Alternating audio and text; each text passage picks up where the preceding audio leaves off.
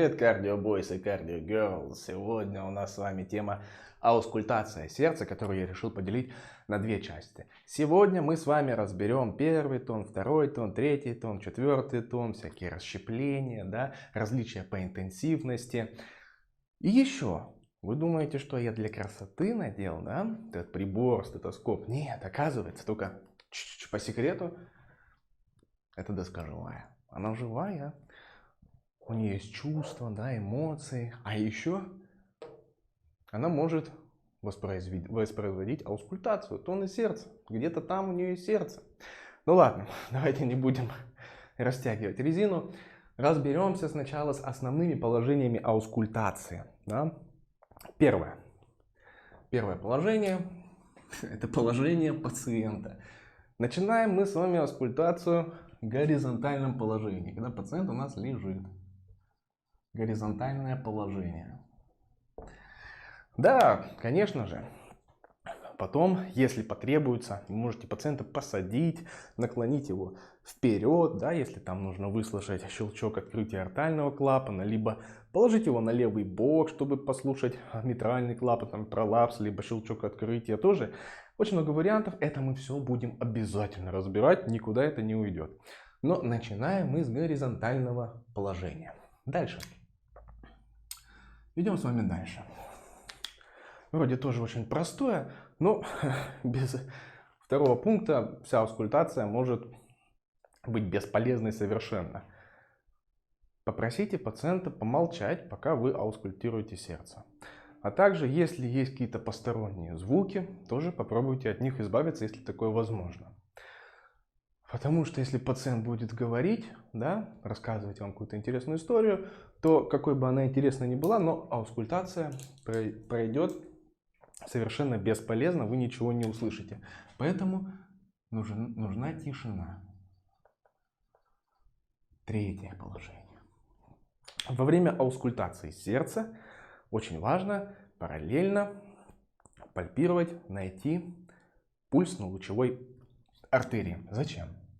Давайте так и напишу. Аускультация плюс пульс. Для обнаружения возможного дефицита пульса. Что такое дефицит пульса? Давайте быстренько я вам расскажу на примере фибрилляции предсердий. Вот она у нас фибрилляция предсердий. Что такое фибрилляция предсердий? Да? Это дезорганизованная активность предсердий. То есть хаотичная, быстрая деполяризация, сокращение предсердий. И часть этих частых сокращений, часть импульсов проходит через атриовентрикулярный узел и все-таки позволяет, да, дойти до поляризации до желудочков и им сократиться. Вот. То есть, что такое фибрилляция предсердий на ЭКГ? Это нерегулярный, да, ритм плюс отсутствие зубцов П. То есть зубцов П нету, а вот здесь между каждым сокращением желудочковым хаотичная электрическая активность, которую на ЭКГ не так часто встретишь. А теперь давайте параллельно посмотрим, что будет с пульсом на лучевой артерии. Вот он, пульс зелененький мой. Что вы заметили? Сокращение, пульс. Сокращение, пульс. Сокращение, пульс. Сокращение, ничего нет. Почему? Почему так произошло? Что такое пульс, друзья? Пульс – это движение, да, какого-то объема крови, передвижение его по артериям. Но если нету никакого передвижения, то и, соответственно, и пульса нет. Так почему у нас здесь пропал пульс? Обратите внимание, что желудочковый, да, комплекс, систола, дальше идет диастола. Во время диастолы желудочек наполняется кровью из предсердий. Дальше диастола. Наполнился, хорошо, мы получили с вами пульс. А вот здесь что произошло? Диастолы практически не было. И поэтому желудочек толком не наполнился кровью. И в этой связи мы не почувствовали и не было пульса. Вот что такое дефицит пульса. Это очень важно тоже понимать. То есть по факту вот это вот сокращение, оно было бесполезным. просто было сокращение, но толку от него не было никакого, да, для гемодинамики. То же самое можно и при частых желудочковых экстрасистолах, да, почему пациенты, там, если мало экстрасистол, ничего, пациент, а если частые экстрасистолы, там, по 15-20 тысяч, пациент их может чувствовать, да, симптоматические экстрасистолы, потому что, ну, гемодинамика нарушается. Хорошо, идем с вами дальше. Четвертый пункт. Понимаете, аускультация — это такой творческий процесс. Нужно себя посвящать ему. Что это значит? Вы должны сознательно, осознанно аускультировать. То есть, если вы нацелились на верхушку сердца, да, то есть митральный клапан аускультируете. Алло? Значит, вы должны осознавать, что вы сейчас на митральном клапане. Это очень важно, да? Там трикуспидальный клапан. Вы должны осознанно, вы не должны просто так передвигать фонендоскоп по грудной клетке и какие-то слышать там лабдап, лабдап, лабдап. Нет. Нужно сознательно это делать. То есть осознавать локализацию, где вы сейчас находитесь. Что еще очень важно? Давать характеристику каждому услышанному звуку. Тону, либо дополнительному звуку. Это интенсивность. Первое — это интенсивность. Что это значит, интенсивность? Громкость. Это, грубо говоря, громкость. Это громкий тон, либо он тихий тон. Об этом мы поговорим с вами чуть-чуть позже, да, как вообще можно понять, громкий это был тон или это он был недостаточно громкий. Чуть попозже. Дальше, расщепление. Да, первый, второй тон могут расщепляться. Об этом мы сейчас тоже будем подробнее говорить. Но пока понимаю, что нужно осознавать локализацию, интенсивность, да, возможное расщепление. Дальше, что мы еще должны распознавать, если такое, конечно, есть, это дополнительные звуки. Что я подразумеваю? Ну, например, дополнительными звуками будет являться щелчок открытия митрального клапана, щелчок открытия клапана аорты, да? Потом щелчок, связанный с пролапсом митрального клапана.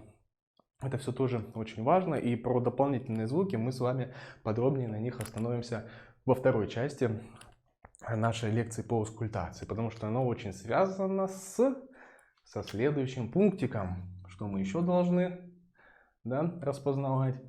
Шум. То есть наличие стеноза там атриовентрикулярных отверстий, либо регургитации там клапанов.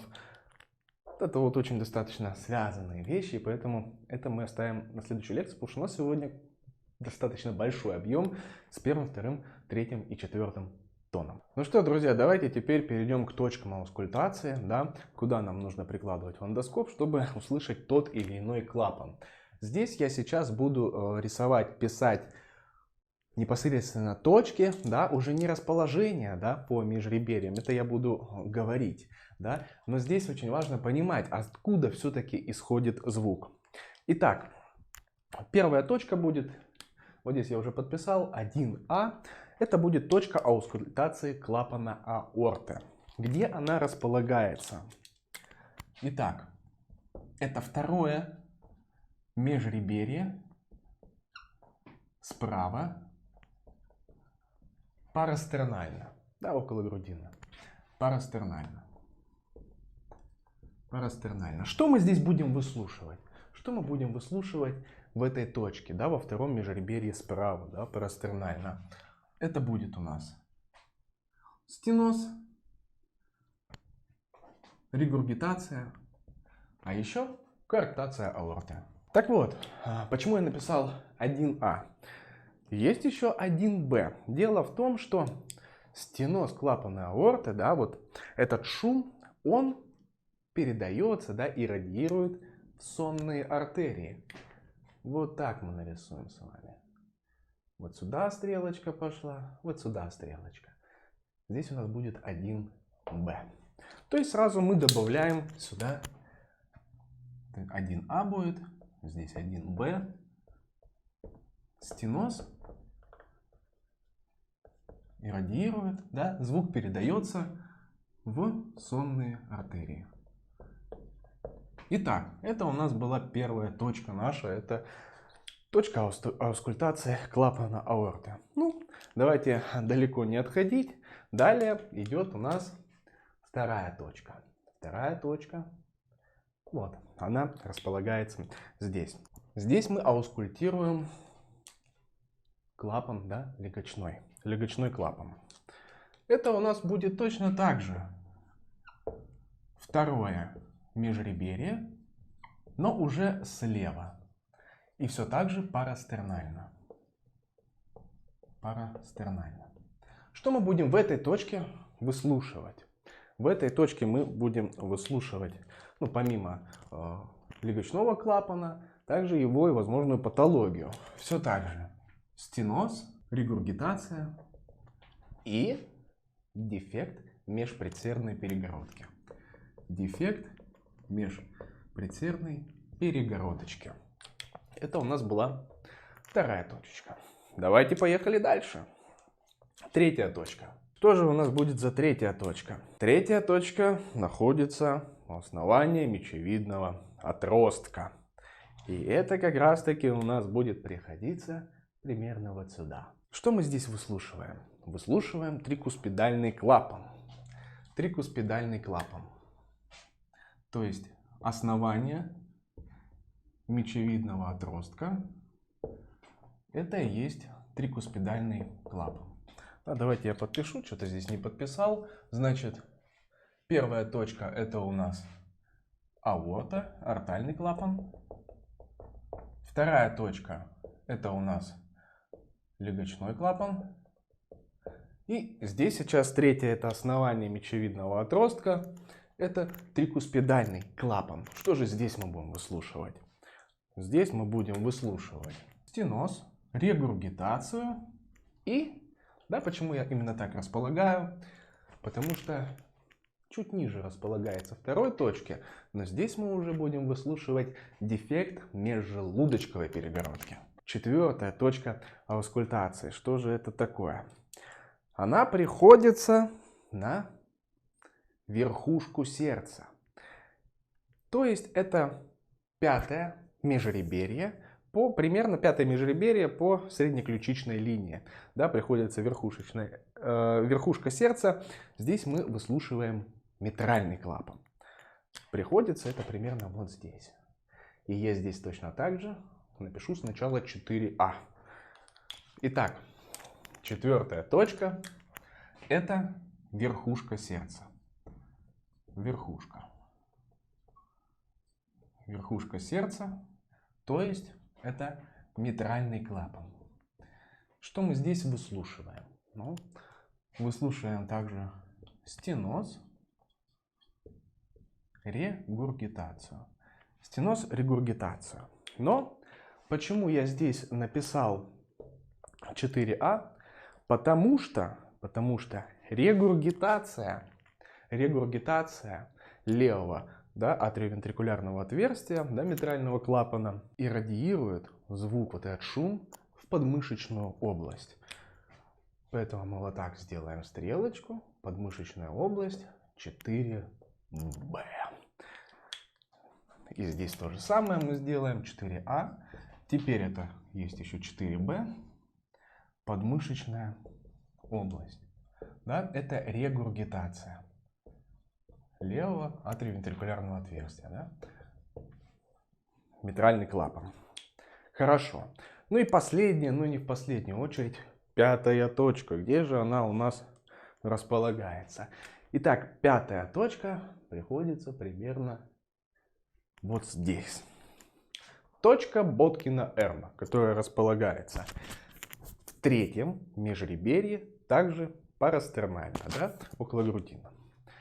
Итак, пятая точка это третье межреберье, слева парастернально. Вообще точка Боткина-Эрма, она, грубо говоря, такое дает общее представление о всех клапанах. Ну, потому что, обратите внимание, точка находится примерно посерединке. Тут и рядом митральный клапан, клапан аорты, трикуспидальный, вот он, трикуспидальный клапан и клапан, легочной клапан.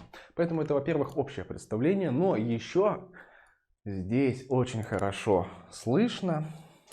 Давайте сначала напишу общее представление. Еще здесь очень хорошо слышно недостаточность. Да? Очень хорошо слышно регургитация на клапане аорты.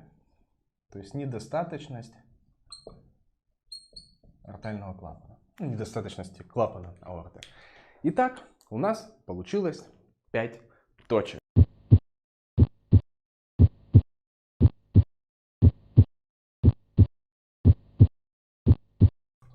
Тоже это слышали? Я вам говорил. Итак, друзья, давайте сейчас разберем с вами первый тон. S1. S1, либо еще его можно назвать лап. Что вообще такое тон? Первый, второй тон. Первый тон — это закрытие митрального клапана и трикуспидального клапана. Второй же тон — это закрытие клапана аорты, либо легочного клапана. Хорошо, мы сейчас остановимся с вами подробненько на первом тоне. И для того, чтобы разбирать его, нам нужно вспомнить, да, что происходит перед первым тоном и что происходит после первого тона. То есть закрытие клапанов атриовентрикулярных. Хорошо. Итак, с чего начинается у нас все? Систолы предсердий. Систолу предсердий объем левого желудочка уже наполнен практически максимально. Да? То есть это уже конец диастолы. Так вот, систола предсердий, да, это происходит сокращение левого предсердия, так сказать, это предсердный удар. То есть предсердие хочет немножко выпнуть там буквально крохи какие-то из левого предсердия, какой-то объем крови в левый желудочек. Хорошо, ну вот он немножко добавил крови в левый желудочек. Эта фаза называется систола предсердий. Систола предсердий. Что происходит дальше, друзья? Импульс из предсердий уже достигает желудочка. Что происходит? Происходит, да, начинает сокращаться левый желудочек. А мы помним, да, такие правила, что сокращение увеличивает давление в камере. Соответственно, теперь давление в левом желудочке становится больше, чем давление в левом предсердии. Что нам нужно сделать? Что сердцу нужно сделать? Ему обязательно нужно закрыть митральный клапан во избежание регургитации. Почему? Потому что кровь, да, всегда стремится из камеры с высоким давлением в камеру с низким давлением. А сейчас-то у нас в желудочках уже больше давления, чем в предсердиях. Поэтому фаза эта называется изоволюметрическое сокращение. Почему? Потому что происходит сокращение, то есть повышение давления в левом желудочке при закрытом митральном клапане, так как тут давление в левом желудочке больше, чем в левом предсердии, и с закрытым клапаном аорты. Почему? Потому что в аорте еще давление пока больше, чем в левом желудочке. Собственно, вот почему и закрывается митральный клапан. И давайте теперь это немножко графически отобразим. Вот у нас раз систола, потом диастола, опять систола. То есть вот она у нас систола, а вот у нас диастола. Диастолу мы можем поделить на 3 равные части. Быстрое наполнение, медленное наполнение, систола предсердий.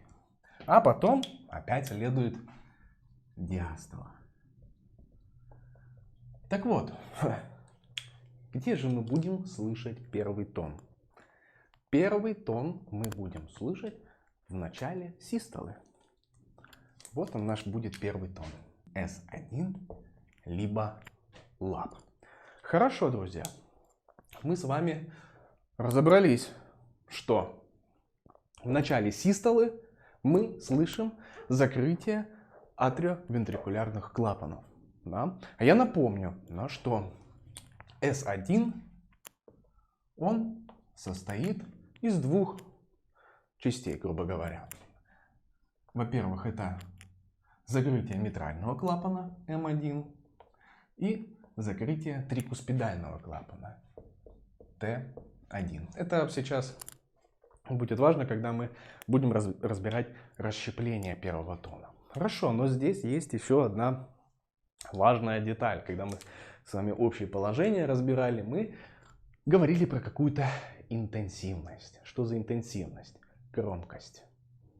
Да, потому что он может громко закрываться, да, и может потихонечку, легонечку закрыться, практически его будет не слышно. Так, что это за громкость, как ее определить?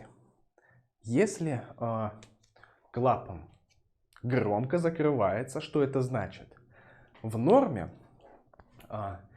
первый тон практически не слышно в точках аускультации клапана аорты и легочного клапана. Да? То есть, если мы там отчетливо слышим первый тон, то значит он громкий. Что значит тихий первый тон? Когда в точке аускультации трикуспидального клапана либо митрального клапана вот этот вот первый тон, он тише, чем второй тон. Это значит он тихий. Так вот, а в чем же, собственно, механизм? Громко он закроется, либо он тихо закроется? Сейчас очень интересный концепт будет. Итак, во-первых, когда он закрывается громко? Представьте себе стеноз левого атриовентрикулярного отверстия. Да, когда с клапаном есть проблема, когда есть стеноз. Что происходит? Дело в том, что створочки склерозируются. Створочки склерозируются, и они становятся более напряженными, более такими напряженными, упругими, сильными. И, соответственно, они имеют больший вес, и, соответственно, они закрываются намного громче. Когда такое может быть? Да, я уже сказал, при стенозе. Это такой концепт. Когда может клапан, наоборот, очень тихо закрываться? Допустим, опять же рисую митральный клапан. А теперь представляем себе тяжелый стеноз. Тяжелый стеноз, когда уже прям вот серьезный кальциноз. Тяжелый стеноз, когда створки становятся практически неподвижны. Да, если створки неподвижны, то и звука никакого не будет. Да? Он либо будет совершенно тихий, да, как мы уже обсуждали ранее, либо его вообще мы не услышим. Это вот такой концепт. Да, здесь вот тяжелый стеноз я подпишу, тяжелый стеноз. Здесь просто стеноз. Ну, это понятно. Но бывают ситуации, когда непонятно, почему он вдруг громкий, почему вдруг тихо закрывается. Да? Почему мы слышим то ли громко, то ли тихо. Представьте себе, вы хлопнете в ладоши у себя в комнате, либо вы хлопнете в ладоши под водой. Где будет громче? Думаю, будет громче, если вы в комнате хлопнете. Так вот, давайте на этом же концепте посмотрим, когда может открываться громко, закрываться, извините, громко митральный клапан. Допустим, при тахикардии. Давайте здесь подпишу. Почему тахикардия, друзья? Давайте я ее вот здесь так отображу, тахикардию. Почему при тахикардии мы будем слышать громкий первый тон? Дело в том, что, да, держим в голове концепт, если много воздуха, то будет громко. Дело в том, что при тахикардии сокращается диастола, а диастола – это наполнение кровью, да, левого желудочка. И, соответственно, если вот так вот будет у нас объем крови при нормальном, да, ритме, без тахикардии, нормы, а представьте теперь при тахикардии объема крови становится меньше в левом желудочке. Тогда митральный клапан будет закрываться в более пустой левый желудочек. И поэтому при тахикардии будет более громкий тон закрытия митрального клапана. Надеюсь, понятен, да, концепт? Дальше, когда еще будет громко закрываться первый тон? Первый клапан, митральный клапан. Как вы думаете, когда еще будет очень много воздуха? Грубо говоря, меньше будет объема крови в левом желудочке. Давайте я вам расскажу. Допустим, если по какой-то из причин образовался шунт слева направо. ну, не знаю, допустим, дефект межжелудочковой перегородки. Давление в левом желудочке больше, чем в правом желудочке. И поэтому часть крови будет постоянно переходить в правый желудочек.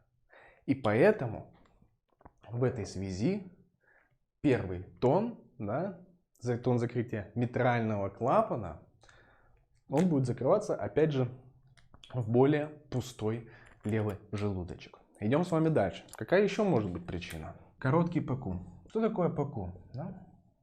Помните этот интервал ПКУ? Мы с вами разбирали основы ЭКГ.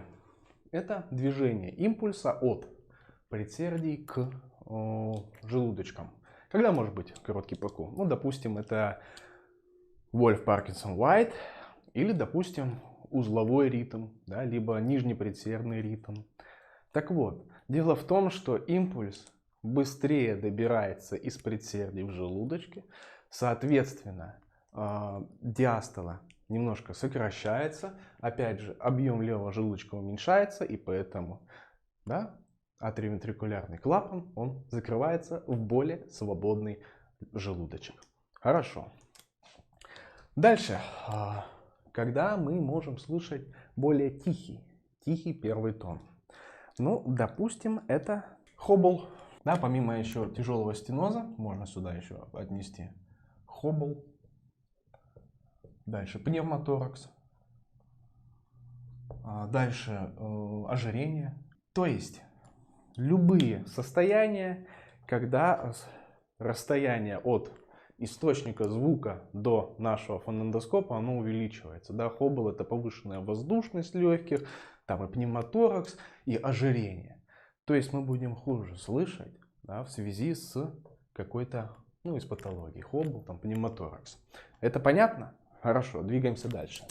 Итак, у нас еще осталось с вами расщепление первого тона.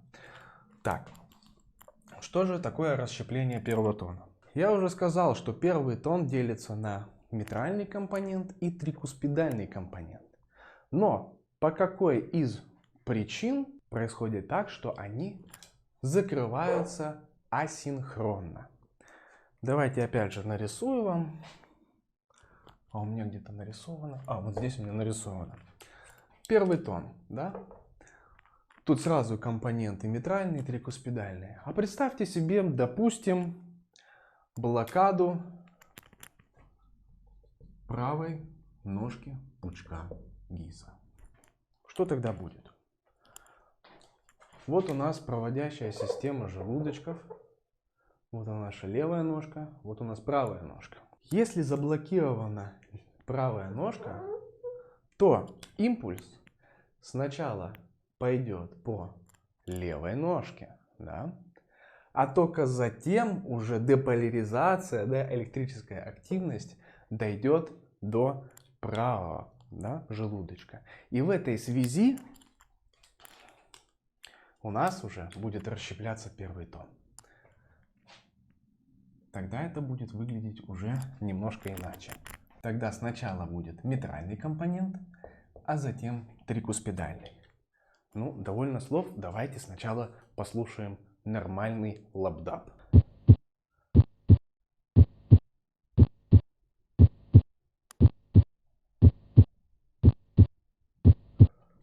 А теперь расщепление первого тона. Давайте послушаем, что будет.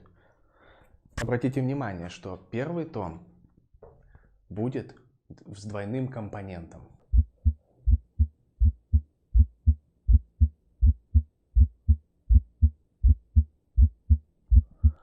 Итак, если надо будет, просто переслушивайте, там, отматывайте назад. Чтобы было понятно, где первый тон, а где второй тон, вспоминайте вот этот мой график. То есть первый тон, он в начале систолы. Второй тон, он в конце систолы. После второго тона длительная диастола. То есть лап-дап, лап-дап, лап-дап, лап-дап. То есть лап, вот этот первый, расщепляется. Хорошо, двигаемся с вами ко второму тону. Итак, друзья, переходим с вами ко второму тону. Что такое второй тон? Второй тон — это уже закрытие клапана аорты, да, и легочного клапана. Опять же, да, делаю акцент на том, что второй тон состоит из двух компонентов. Это А2 и П2. То есть клапан аорты и легочной клапан. Хорошо, давайте вспоминать, когда же закрывается клапан. Ну, мы будем смотреть на примере клапана аорты. Что происходит? В фазу медленного изгнания выходит из левого желудочка в аорту оставшаяся часть крови. Да, потому что большая часть, она ушла в фазу быстрого изгнания. В медленное изгнание оставшаяся часть уже улетает в аорту. Это была фаза медленного изгнания. Дальше следует фаза изоволюметрического расслабления. Что это за фаза? Дело в том, что когда вся кровь из левого желудочка перешла в аорту, мы помним, что давление в аорте всегда, да, примерно, то есть изначальное давление в аорте примерно 80. А изначальное давление в желудочках, ну, приблизительно стремится к нулю. И соответственно, когда опорожняется, да, левый желудочек, у него снижается давление и оно стремится к нулю. И как раз таки в фазу изоволюметрического расслабления давление в левом желудочке становится меньше 80. Давление становится меньше 80, и для того, чтобы не произошла регургитация, да, из аорты в левый желудочек клапану необходимо как можно быстрее закрыться. И в этой связи, да, закрывается клапан аорты, и это и есть второй тон. Да? Ну, как раз таки мы сейчас разобрали с вами его компоненты, именно закрытие клапана аорты. Если графически это представить, да, это очень важно понимать это. Итак, вот у нас систола, диастола, систола, систола, диастола и опять систола. Систола, она короче диастолы. Да, и диастолу мы еще можем поделить на три части, на три фазы. Это быстрое наполнение, медленное наполнение и систола предсердий. Первый тон, я напоминаю, у нас возникает в начале систолы. Первый тон. И обратите внимание, медленное изгнание, вот оно, вот здесь медленное изгнание, и вот здесь уже изоволюметрическое расслабление. То есть, друзья, получается, что первый и второй тон, это и есть границы систолы. И раз таки второй тон приходится уже на конец систолы. Если мы будем говорить про интенсивность, да, про громкость второго тона, когда он становится громким. Допустим, представим себе гипертоническую болезнь, либо коарктацию аорты. Что здесь происходит? Если это, допустим, давайте гипертоническую болезнь, когда системное давление высокое, да, когда системное давление высокое. Что будет происходить? Дело в том, что мы вспоминаем сразу про вот этот вот хлопок воздуха. Да? Либо это сделать в комнате, либо под водой. Так вот, при гипертонической болезни системное давление высокое. В этой связи левому желудочку сложнее перекачать кровь в аорту. Если сложнее, значит он делает это хуже. И в этой связи он не может достаточный объем крови перекачать из левого желудочка в аорту. И поэтому аорта, она будет менее наполнена кровью. И в этой связи клапан аорты будет закрываться в более воздушное пространство, да, в пространство, в сосуд, где меньше крови. Та же самая аналогия и с коарктацией аорты. Это мы говорим про артальный компонент второго тона. Если мы будем то же самое, да, приводить пример про легочной клапан, да, представим себе легочную гипертензию. То же самое. При легочной гипертензии правому желудочку, опять же, сложнее перекачать кровь, да, из правого желудочка в легочную артерию. Хорошо. То есть отсюда мы можем понять громкость. Та же самая аналогия, да, если есть стеноз клапана, да, как мы разбирали с первым тоном. Если есть недостаточность клапана, да, когда створки не полностью смыкаются, будет тихий тон.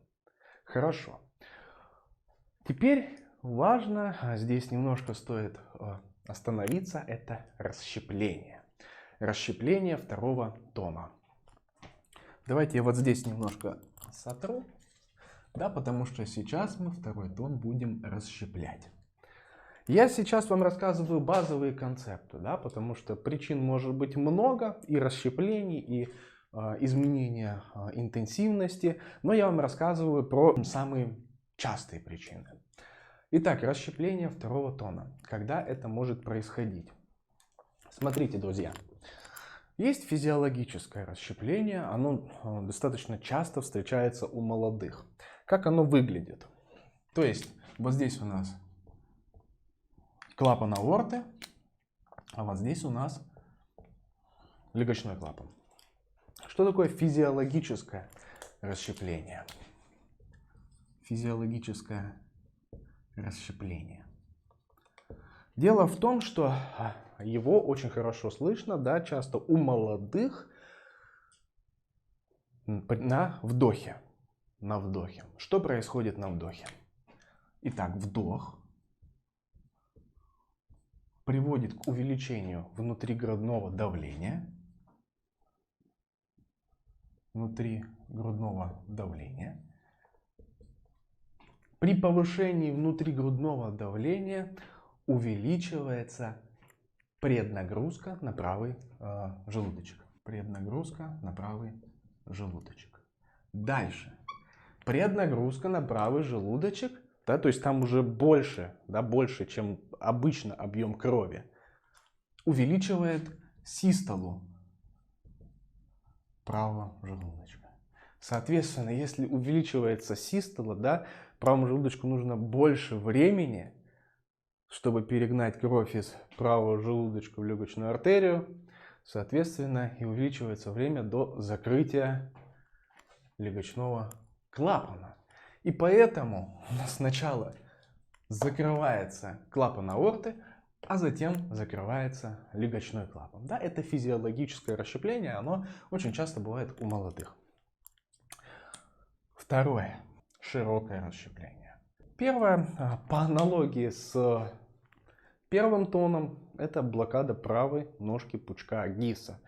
Опять же, проводимость, да, ухудшается по правому желудочку, и, соответственно, увеличивается время до закрытия клапана, легочного клапана. Увидим ту же самую ситуацию. Это мы тоже будем, и усиливается на вдохе. Да, то есть оно может, будет слышно, он может расщепляться независимо, да, от дыхательного цикла, но он усиливается, расщепление, оно усиливается на вдохе. Что еще может быть здесь? Это любые состояния, которые увеличивают преднагрузку на правый желудочек, либо снижают постнагрузку на левый желудочек. Допустим, какие здесь можно обозначить состояния? Массивная тромбоэмболия легочной артерии. Давайте я укажу блокаду правой ножки пучка Гисса, да, которую мы уже разобрали. Далее массивное тело, а также легочная гипертензия. Да, они все могут привести к широкому расщеплению, которое усиливается на вдохе. Дальше третье. Фиксированное расщепление. Представьте себе какое-нибудь состояние, при котором в правом желудочке постоянно много крови. Да? Постоянно из правого предсердия поступает большое количество, большой объем крови. Что это может быть за состояние? Дефект межпредсердной перегородки. Что будет в этом случае? Да, я напоминаю, что кровь стремится из высокого давления, да, из камеры, в низкое. А у нас в левых отделах сердца всегда больше давления. Так вот, из левого предсердия кровь переходит в правое.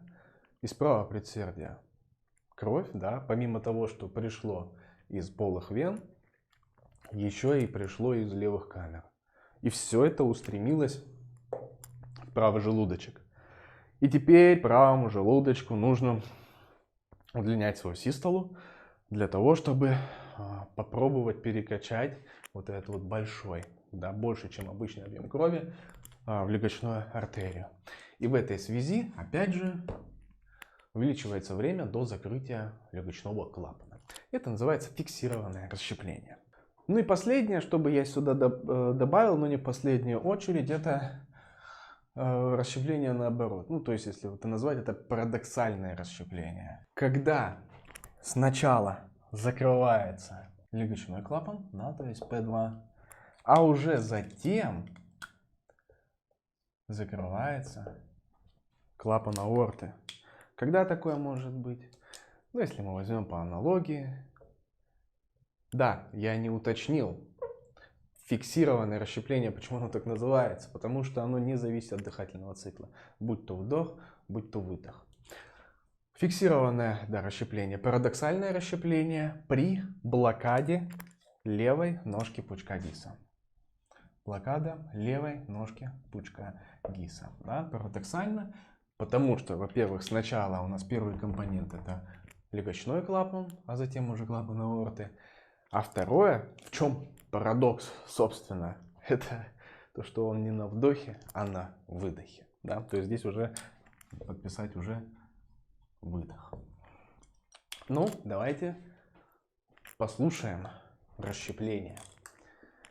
Я вам напоминаю, первый тон начинается систола, второй тон, затем заканчивается систола, начинается длительная диастола. То есть лап-дап, лап-дап, пауза, лап-дап, пауза, лап-дап, пауза. Давайте послушаем. То есть у нас второй тон должен расщепляться.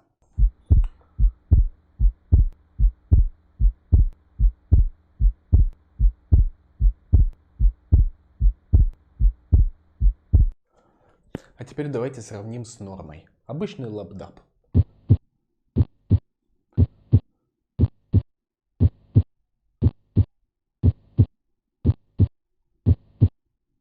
Ну что же, давайте теперь S3 и S4. Что это за такие за звери? Когда их можно услышать и как они звучат.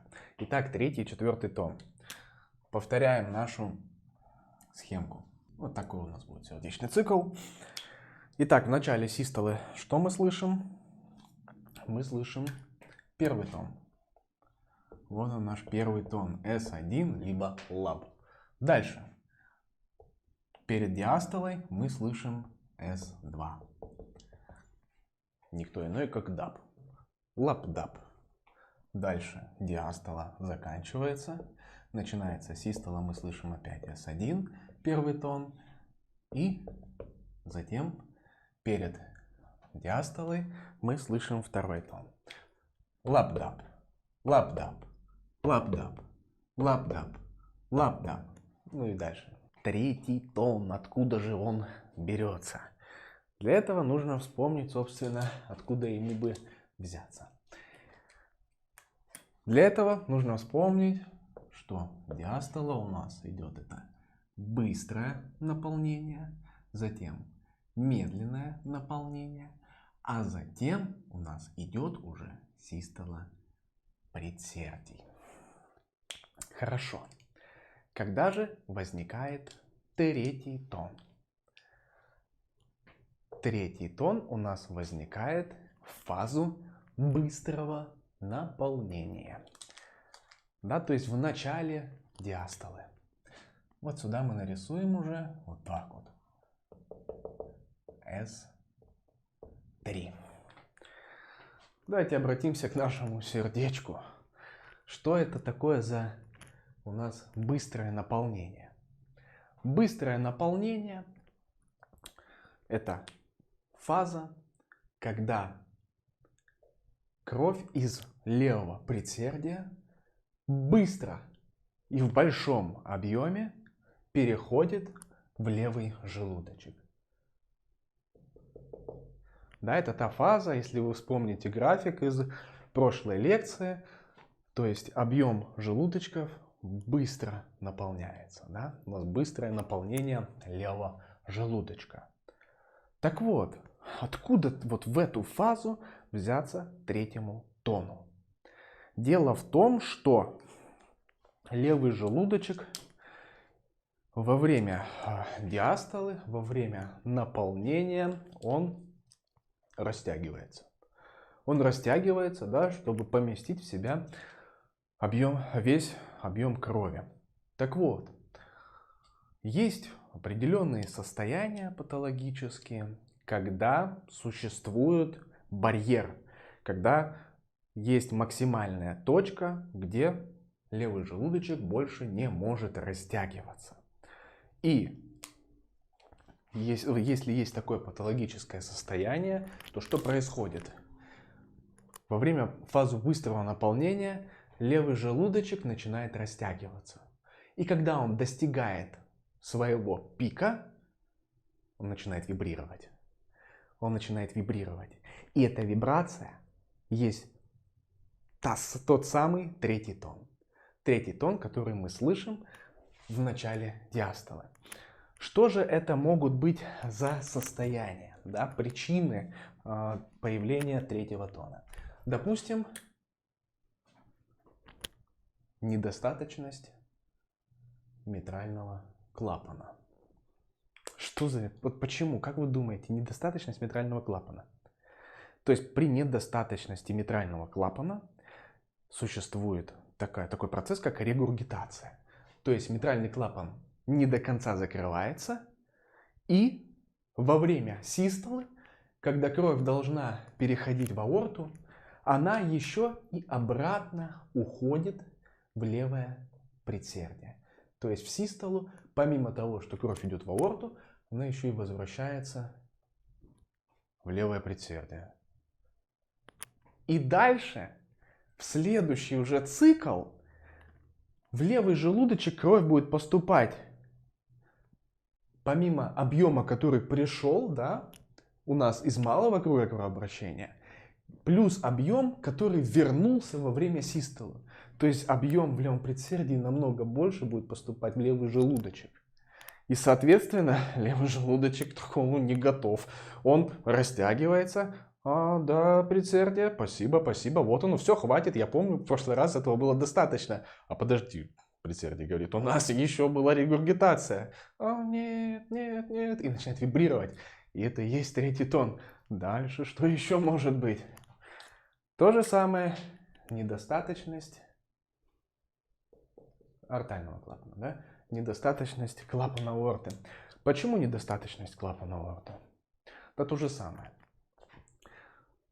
Здесь во время наполнения, во время диастолы кровь наполняется из левого предсердия, а из-за недостаточности клапана аорты кровь еще возвращается из аорты в левый желудочек. То есть, опять же, левое предсердие передает кровь в левый желудочек в диастолу. Спасибо, спасибо. Аорта такая, возьми еще. Я не могу. И он начинает вибрировать, и это и есть третий тон.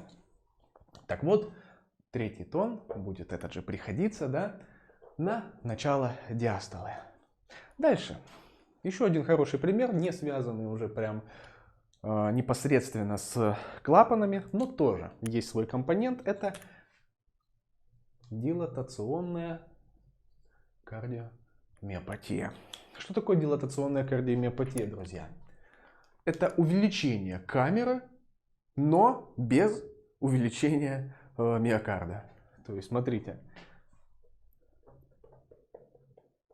Вот у нас был толстый, мощный миокард левого желудочка, но при дилатационной кардиомиопатии увеличивается камера, да? Даже не так, извините. Давайте вот так сделаем, прям вот усугубим, чтобы это было понятно. У нас по факту увеличивается камера, а толщина миокарда не увеличивается. И таким образом наполняется левый желудочек. Ему надо растянуться, да, это его функция. Но он не может, миокарда мало. И поэтому в один момент прекрасный он начинает во время быстрого наполнения, начинает вибрировать, собственно, издавая третий тон.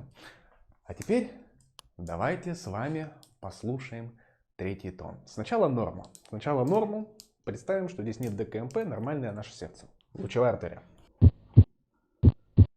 Лаптап, лаптап.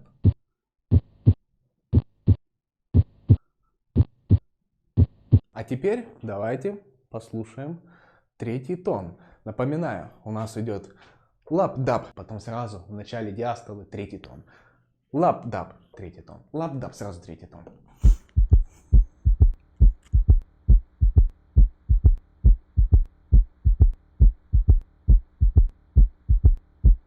Это был как раз таки третий тон. И когда имеется первый тон, второй тон и появляется третий тон, это называется ритм галопа. Его можно еще назвать ритм галопа S3, да, то есть связанный с появлением третьего тона. Хорошо, давайте с вами идем дальше. У нас есть еще четвертый тон. Что за четвертый такой тон? Что за четвертый тон? Давайте вернем сердце в его исходное положение. Вот так. Что за третий тон? Третий тон, его можно услышать во время систолы предсердий. Во время систолы предсердий. Вот она, систола предсердий. И вот сюда приходится четвертый тон. Опять же, что у нас происходит в систолу предсердий? Предсердие сокращается. Да? Систола предсердия — это еще как предсердный удар, можно сказать, предсердный толчок. То есть предсердие выпинывает последний остаточный объем, который там завалялся в левом предсердии, в левый желудочек. Но не тут-то было. Есть состояния патологические, которые могут привести к четвертому тону. Допустим, представьте себе, что левому предсердию нужно сократиться против высокого давления в левом желудочке. Что тогда будет? Тогда появится четвертый тон. А что это за состояние? Сейчас я вам на примере расскажу. Смотрите. Допустим, что может во время систолы... У нас что во время систолы предсердий? Сколько давления в левом желудочке? Да, оно практически нулевое. Но если оно будет больше нуля, да, там 10, 15, 20, допустим, при гипертрофии левого желудочка. Гипертрофия левого желудочка, ну, в связи, там, допустим, с гипертонической болезнью, либо стенозом клапана аорты. В левом желудочке при этих состояниях будет высокое давление, достаточно высокое давление во время систолы предсердий. Что будет происходить? Та же самая аналогия. Систола предсердий — это сокращение левого предсердия.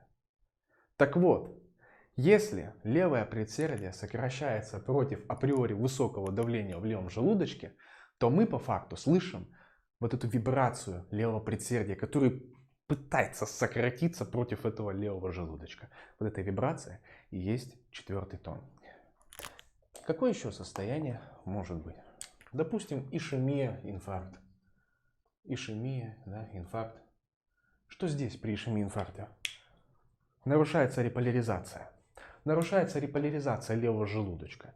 То есть левый желудочек не может нормально расслабиться. Дайте ему нормально расслабиться, а он не может, потому что ишемия, нарушается реполяризация, он не может нормально расслабиться, и у него априори будет высокое давление во время систолы предсердия, и получается опять же, систолу предсердию нужно сократиться против высокого давления в левый желудочек. Хорошо, но S3 и S4 тоже есть у него своя, так сказать, точка аускультации. Она одинаковая, как при S3 и при S4, где максимально можно хорошо прослушать третий и четвертый тон. Верхушка, сердце, пациент в положении лежа на левом боку. То есть S3 и S4 Это горизонтальное положение, да, на левом боку. Выслушиваем в точке, да, у нас верхушка сердца. Ну и давайте, друзья, послушаем, да, четвертый тон. Я напоминаю, что четвертый тон будет перед первым тоном. То есть у нас будет лап-дап, четвертый тон, лап-дап, четвертый тон, лап-дап, четвертый тон, лап-дап, четвертый тон, лап-дап. Давайте послушаем сначала норму.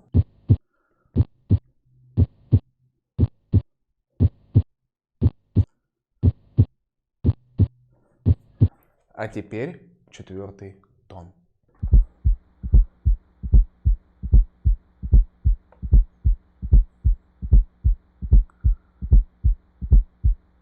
Фух, ну что, друзья, не забудь подписаться, поставить лайк. Учитесь на здоровье. В следующий раз разберем с вами шум, да, при стенозе, при регургитации. И обязательно это все свяжем с щелчками. До новых встреч.